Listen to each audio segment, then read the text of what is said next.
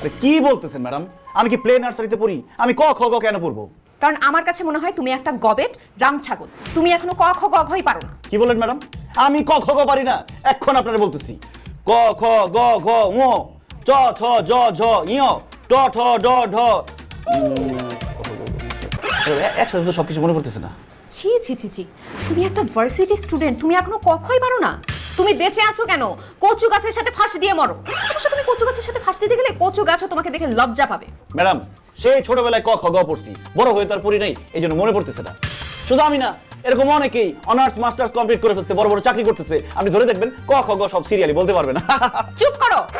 তোমাকে যেহেতু ক খ বলতে বলছি, তুমি পারো নাই, সো তুমি আগে ক খ মুখস্থ করবা, তারপর তোমাকে আমি ইতিহাস পড়াবো। আচ্ছা, ইতিহাস শব্দটার উৎপত্তি কোত্থেকে? সে অনেকদিন আগের কথা।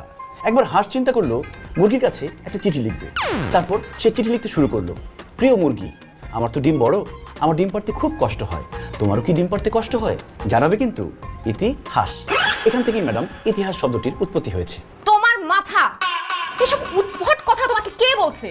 হে আল্লাহ, হাঁস মুরগিকে চিঠি লিখতে গিয়ে নাকি ইতিহাস শব্দের উৎপত্তি হয়?